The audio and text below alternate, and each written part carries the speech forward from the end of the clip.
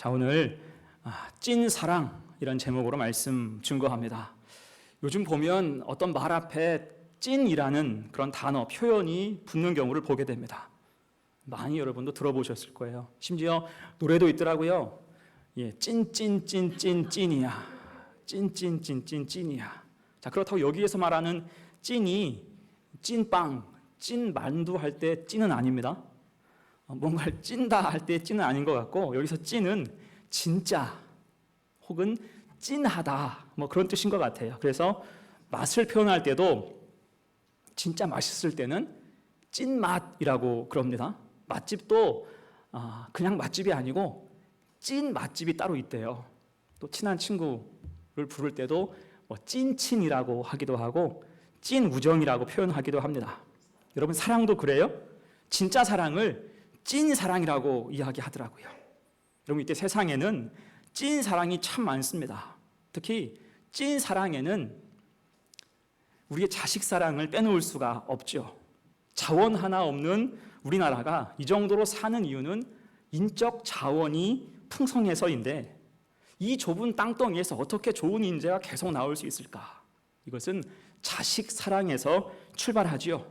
그 어려웠던 시절에도 부모들은 논 팔고 소 팔아서 다들 자식들 대학까지 보냈어요. 그래서 이 대학을 흔히 상아탑이라고 하는데, 이를 바꿔서 우골탑이라고 말하기도 하잖아요.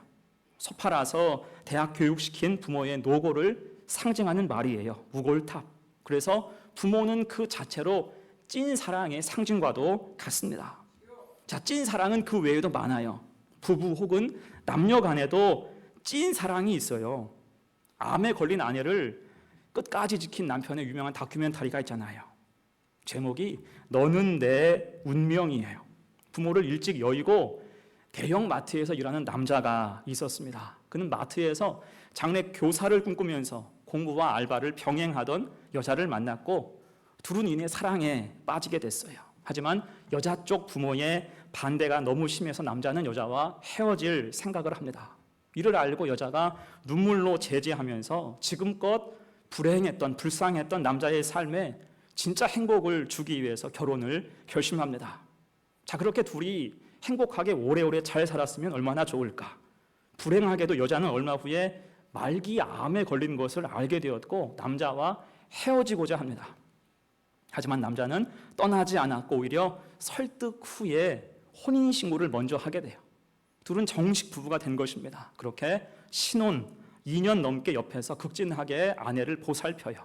머리가 다 빠져나가고 점점 야위어가는 아내의 볼을 어루만지면서 예쁘다, 사랑한다 이렇게 말해줬습니다.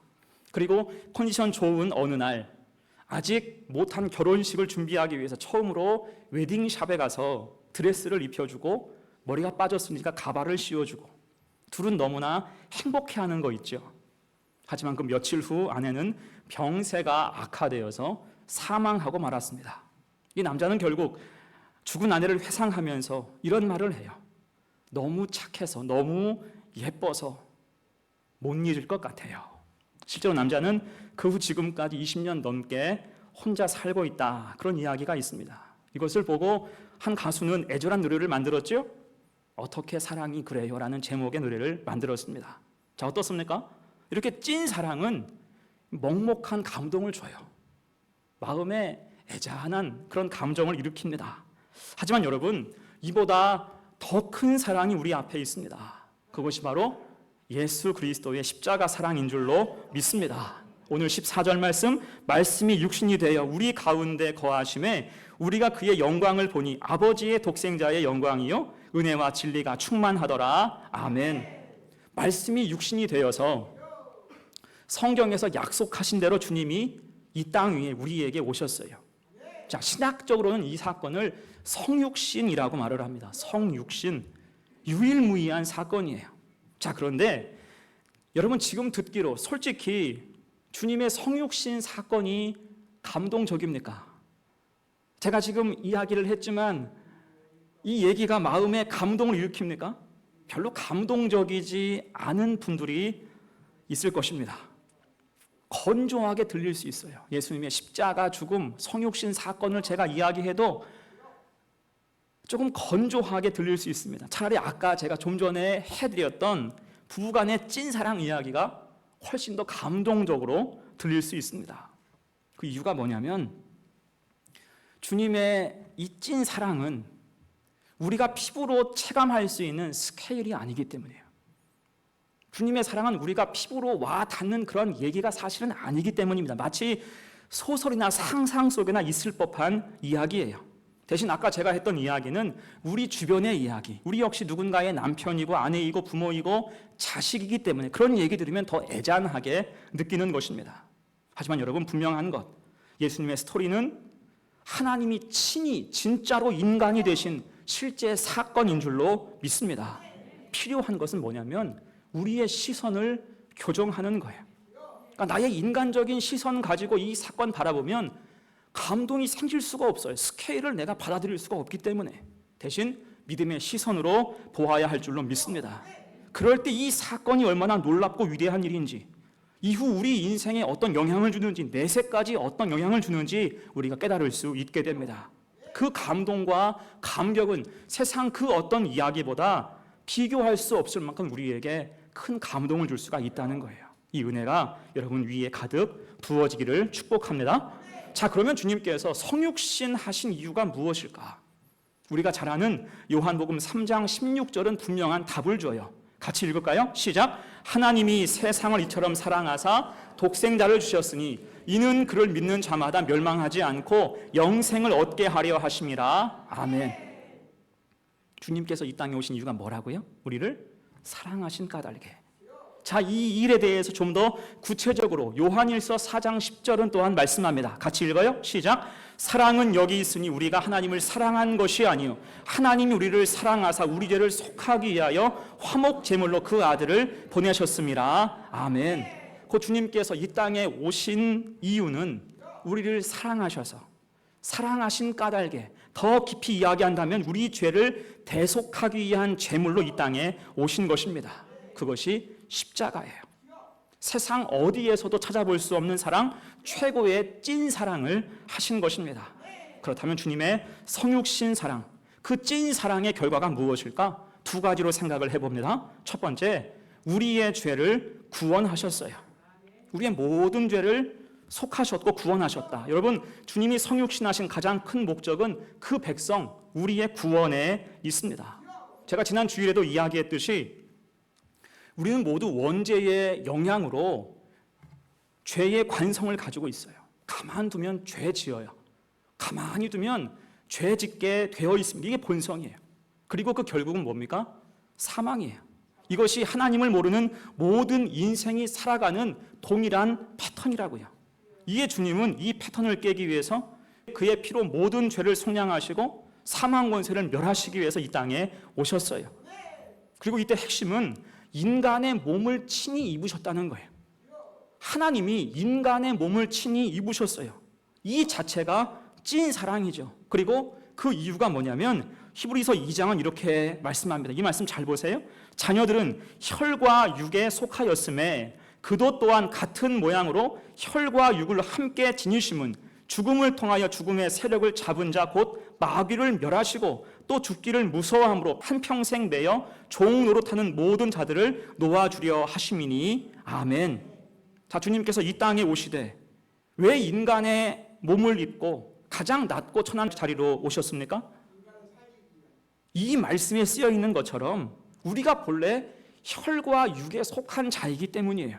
혈과 육에 매여서 한평생 악한 마귀의 종로로 탈 수밖에 없는 우리를 놓아주시기 위해서, 죄에서 해방시키고 죄의 사함을 통하여 구원을 주기 위해서 이 땅에 같은 모양으로 오신 줄로 믿습니다.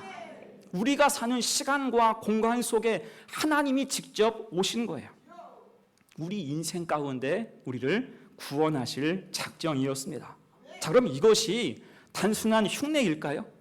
그냥 인간인 척 흉내 내시다가 여기 계시다가 가신 걸까요? 흉내가 아니죠. 여러분, 코스프레라는 말이 있어요. 코스프레 들어보셨습니까? 이게 일본에서 온 합성어인데요. 자기가 좋아하는 무언가를 따라하는 것, 내가 자주 보는 만화의 주인공을 따라하는 것, 이런 것을 코스프레라 그래요. 혹은 목적에 따라서 필요한 무언가를 흉내낼 때 코스프레한다 이야기를 하죠. 흔히 정치인이 표를 얻고 또 민심을 청취한다는 목적으로 어딜 가요? 주로 시장에 가잖아요. 시장 가서 떡볶이도 먹고 어묵도 먹고 순대도 먹습니다. 그때 카메라는 연신 그것을 다 찍잖아요. 자, 이를 보고 비판적으로 말을 할 때 뭐라고 합니까? 서민 코스프레 한다 그래요. 서민 흉내내고 있네, 비꼬는 말과 같습니다. 그러다가 그 실체가 들통나는 경우가 있잖아요. 파 한 단을 들고 875원 합리적이구만 라고 했다가 이번에 선거 말아먹었잖아요. 서민 코스프레 한 거예요. 자, 주님은 이런 식으로 하신 것이 아닙니다. 이 땅에 오신 게 그저 사람 흉내내기 위해서 오신 것이 결코 아니에요. 사실 신이라면 초월자지요. 이런 과정쯤은 그냥 생략할 수도 있어요. 하지만 주님은 친히 낮고 천한 자리에 직접 오셔서 그 시대의 인생들과 똑같은 시간을 모두 사셨습니다. 심지어 그 후에는 그 누구도 겪어보지 못한 고난과 핍박, 조롱과 수치를 모두 겪으면서 십자가로 나아가셨어요. 그 주님은 우리 인생을 대충 구경하고 훈수하기 위해서 이 땅에 오신 것이 아니라 오롯이 그 시간을 똑같이 살아가시며 모든 인생 가운데로 친히 찾아가셔서 생명의 길을 열어주신 줄로 믿습니다. 한마디로 하면 상처 입은 치유자를 자처하신 거예요. 상처 입은 치유자 들어보셨습니까? 상처 입은 치유자는 자신의 고통과 상처를 다른 이를 치유하기 위한 생명의 원천으로 삼는 사람을 뜻하는 말이에요. 이것이 예수님의 정체성입니다. 상처 입은 치유자. 그래서 주님께서는 광야의 고난을 직접 겪으신 후에 광야에서 벗어날 길을 만드시고 친히 인도하셨다, 그 말입니다. 그래서 오늘 요한은 이런 예수님 사랑에 대해서 16절에서 고백하죠. 우리가 다 그의 충만한 데서 받으니 은혜 위에 은혜로라. 아멘. 충만한 데서 받으니, 이런 주님의 사랑은 우리를 향한 최고, 최선, 최대의 사랑이라는 거예요. 더할 수 없는 사랑. 그러니 은혜 위에 은혜라고 표현할 수밖에 없는 것입니다. 우리가 감히 생각하지도 못할 그런 은혜를 우리에게 주셨다, 그런 뜻이에요. 자, 그래서 우리가 할 일이 무엇입니까? 이 크신 사랑을 알아야 돼요. 우리 믿음이 깊어져서 이 사랑의 스케일이 우리의 시선을 채우고 우리 가슴에 가득 들어차야 할 줄로 믿습니다. 주님의 이 큰 사랑을 깨달아서 우리 마음이 벅차오를 수 있어야 한다는 거예요. 여러분, 사진과 실제의 차이가 무엇입니까? 우리가 흔히 기가 막힌 어떤 관광지에 가서 연신 카메라 셔터를 누르면서 하는 말이 무엇입니까? 안 담긴다, 안 담겨. 그래요. 안 담긴다. 안 담기네. 그러잖아요. 그렇죠? 그러니까 카메라가 아무리 좋아도 도저히 그 장면, 그 풍광은 사진 속에 담을 수가 없다는 거예요. 아무리 광각으로 찍고 좋은 카메라로 정밀하게 찍어도 그 본래 가진 풍광을 다 담을 수가 없습니다. 그럴 때 어떤 현자가 했던 말이 기억나요. 잊을 수 없는 풍경은 어디에 담으라고요? 마음에 담으라. 잊을 수 없는 풍경은 가슴에 담아야 된대요. 멋진 말이죠. 박제된 사진 말고 그 풍경을 눈에 담고 가슴에 담을 때 잊혀지지 않는다는 것입니다. 여러분, 우리의 믿음도 그렇습니다. 우리 인생 가운데 친히 찾아오신 예수님 은혜를 우리는 가슴에 담아야 할 줄로 믿습니다. 그 사랑의 스케일이 너무 크고 깊어서 우리로는 다 헤아릴 수가 없어요. 하지만 주님이 우리에게 믿음을 주시면 그 사랑을 우리 가슴에, 우리 영혼에 오롯이 담을 수가 있는 거예요. 이것이 능력이 되고 믿음이 됩니다. 그럴 때 오늘 요한의 고백처럼 그 사랑을 은혜 위에 은혜, 최고의 은혜라고 고백할 수가 있는 거예요. 그러면 세상 부러운 게 없습니다. 은혜 위에 은혜가 내 위에 부어졌는데 뭐가 부러워요? 그 크신 사랑이 나와 함께 하는데 세상 무엇이 두렵습니까? 이것이 믿음의 능력이겠죠. 그런 구원하신 은혜를 가슴에 새기고 능력 있게 사는 우리 성도들 다 되시기를 간절히 축원합니다. 아멘. 두 번째예요. 성육신 찐 사랑의 열과 두 번째, 우리 인생의 설명서가 되십니다. 여러분, 어떤 물건을 사면 설명서가 따라와요. 이때 비싸고 복잡한 물건일수록 설명서가 아주 두툼합니다. 그래서 때로는 설명서를 보고 따라하는 것조차 쉽지 않다 느낄 때가 있어요. 여러분, 이래서 사실 우리 인생이 어려운 거예요. 우리 중에 귀하지 않은 인생이 누가 있고 복잡하지 않은 인생이 누가 있습니까? 누구든 인생은 존엄하고 가치가 있기 때문에 인생이 쉽지 않은 거예요. 단순하지 않고 복잡하잖아요. 그래서 우리 인생은 쉽지 않습니다. 자, 이때 하나님께서 선물로 주신 게 뭐예요? 필수적으로 주신 것이 인생의 설명서예요. 오늘 본문의 표현에 따르면 그것을 은혜와 진리라고 말씀을 하지요. 다시 14절 말씀 봅니다. 말씀이 육신이 되어 우리 가운데 거하심에 우리가 그의 영광을 보니 아버지의 독생자의 영광이요 은혜와 진리가 충만하더라. 아멘. 주님께는 은혜와 진리가 충만하다. 곧 예수 그리스도, 그 은혜와 진리가 우리 인생의 설명서가 된다는 것입니다. 자, 그러면서 요한은 중요한 것으로 한 가지 덧붙여서 이야기해요. 17절, 18절 같이 읽어요. 시작. 율법은 모세로 말미암아 주어진 것이요 은혜와 진리는 예수 그리스도로 말미암아 온 것이라. 본래 하나님을 본 사람이 없으되 아버지 품속에 있는 독생하신 하나님이 나타내셨느니라. 아멘. 자, 본래 하나님이 이스라엘 백성에게 먼저 주신 인생의 설명서가 있었어요. 자, 그것이 무엇입니까? 율법이에요. 율법. 모세를 통해 그것을 주셨습니다. 이때 율법은 얼마나 세밀합니까? 그 양이 얼마나 방대합니까? 모세 오경 생각하면 쉬워요. 얼마나 방대해요. 사실 이렇게 방대하기 때문에 적용하는 게 더 쉽지 않았을 거예요. 자, 우리 교회에 있는 물건 중에서 가장 설명서가 긴 게 뭐가 있을까? 제가 생각해 보니까 두 가지예요. 하나는 저기 있는 신디사이저. 설명서가 거의 책 한 권입니다.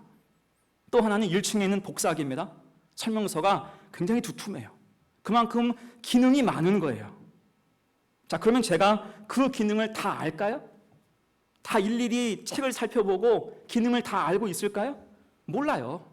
다만 만날 쓰는 기능만 계속 반복해서 쓸 뿐입니다. 저 신디사이저는 켜고 음량 조절하고 사용하면 끝이에요. 복사기는 어떻습니까? 복사기 켜고 복사하고 출력하면 전부예요. 자, 그러다가 특별한 기능을 써야 될 때가 와요. 이를테면 저 CD를 가지고 음악을 녹음해야 될 때, 복사기로는 스캔을 하고 어디로 팩스를 보낼 그런 때가 있습니다. 그럼 그때 부랴부랴 책을 찾아요. 부랴부랴 책을 찾아서 더듬더듬 따라하는 거죠. 이렇게 할 수만 있으면 그래도 다행이에요. 때로는 설명서를 아무리 봐도 잘 안 될 때가 있어요. 또한 아예 설명서 자체를 잃어버렸으면 어떻게 될까요? 그 기능은 분명히 저 기계 속에 있는데 못 쓰는 거예요. 기능이 있는데 사용을 못 해요. 여러분, 과거 이스라엘 백성이 그랬다고요. 이미 율법을 주셨고 거기에는 하나님 백성으로 사는 법이 다 기록되어 있고요. 심지어 복을 주실 때 어떤 복을 주시고 복을 받을 방법도 다 기록되어 있는데 그걸 못 쓰는 거예요. 다 그 속에 인생의 설명서가 들어있는데 못 써요. 그러니까 실제로 고난이 닥치고 어려움 앞에서는 어떻게 합니까? 우왕좌왕하죠. 엉뚱한 것을 찾고 우상을 숭배하고 의지하고 헛된 것을 추종합니다. 자, 이를 결국은 하나님이 안타까워하시면서 그 율법의 개정 증보판으로, 아니 율법의 완성으로 누굴 주셨어요? 예수 그리스도를 이 땅에 보내신 줄로 믿습니다. 그러니까 이 사실 한 가지가 얼마나 획기적입니까? 그 두꺼운 율법, 그 방대한 과정을 오직 예수 그리스도 한 분으로 축약하셨어요. 그래서 그 자체를 은혜와 진리라고 이야기하는 것입니다. 여러분, 예를 들어서 과거 구약 시대에는 제사 한 번을 드려도 복잡했어요.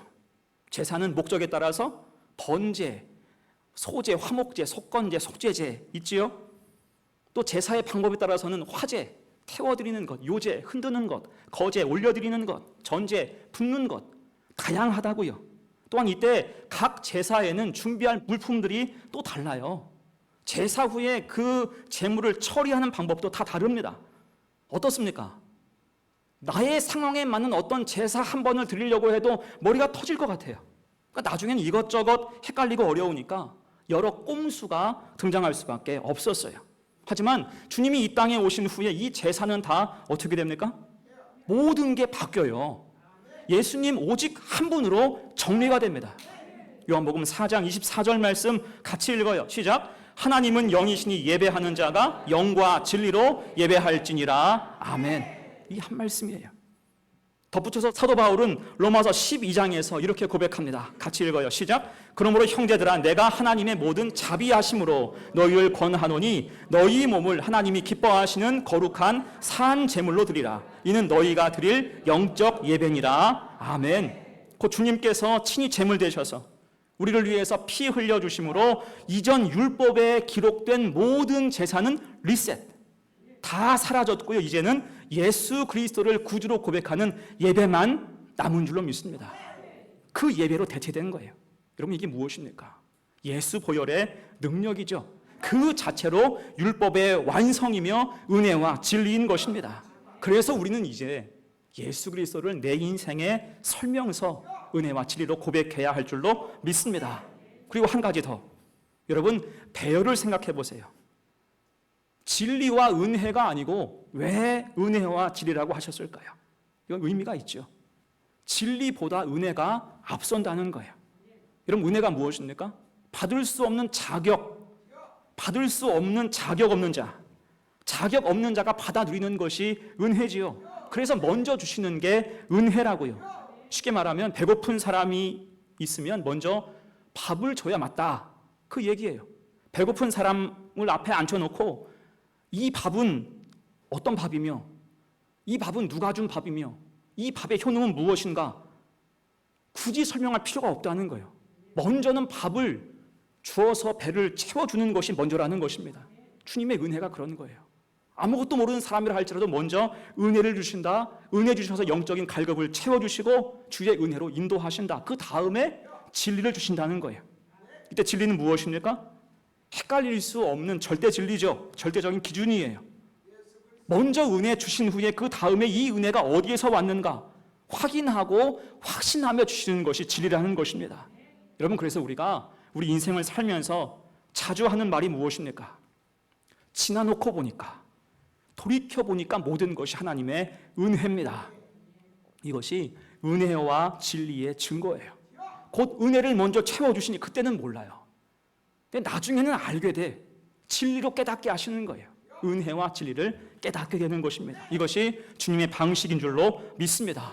그래서 요한은 오늘 확신을 가지고 권면을 해요. 18절 말씀 같이 읽어요. 시작. 본래 하나님을 본 사람이 없으되 아버지 품속에 있는 독생하신 하나님이 나타내셨느니라. 아멘. 곧 우리가 이 은혜와 진리 안에 거할 때 우리 가운데 하나님은 늘 함께 계신다는 거예요. 우리 눈에 보이지 않아도, 우리 귀에 들리지 않아도 알 수 있게 된다는 것입니다. 이것이 믿음인 줄로 믿습니다. 그럴 때 복잡한 우리 인생은 정돈되는 거예요. 우리 인생이 설명됩니다. 왜요? 나에게 인생의 설명서, 은혜와 진리 되시는 예수 그리스도가 늘 함께 하시기 때문입니다. 어둠에서 빛으로 나올 수가 있고요. 죽음에서 생명으로, 낙심에서 소망으로 우리 앞에 길이 열릴 줄로 믿습니다. 이것이 주님의 찐 사랑의 결과, 성육신하신 주님의 은혜라는 것입니다. 이 사실을 잘 기억해서 오직 예수, 우리 인생의 길과 진리와 생명 되시는 주님과 늘 동행하는 우리 성도들 다 되시기를 간절히 축원합니다. 다음에 이제 말씀을 정리합니다. 자, 오늘은 부활절 세 번째 주일이에요. 우리는 부활절을 지나면서 예수님 사랑, 특히 성육신의 의미를 가슴에 새겨야 됩니다. 제가 오늘 두 가지 중요한 의미를 강조했어요. 먼저 주님이 오심으로 우리는 죄의 사함을 받았다, 구원받았다. 이것이 최고의 찐 사랑, 은혜 위에 은혜라는 것입니다. 또한 주님이 오심으로 우리에게 인생의 설명서를 주셨다. 은혜와 진리가 되신다. 이것 붙잡고 살아가자. 값진 교훈이 있습니다. 바라기는 주님께서 우리에게 믿음 주셔서 그 크신 사랑의 스케일을 우리 가슴에 담아서 이제는 감격과 기쁨으로 주님의 찐 사랑 앞에 찐 감사와 찐 감격, 찐 예배로 복된 성도 되어 하나님을 영화롭게 하는 우리 성도들 다 되시기를 간절히 축원합니다. 아멘. 우리 함께 찬송하고 주신 말씀 붙잡고 기도하겠습니다.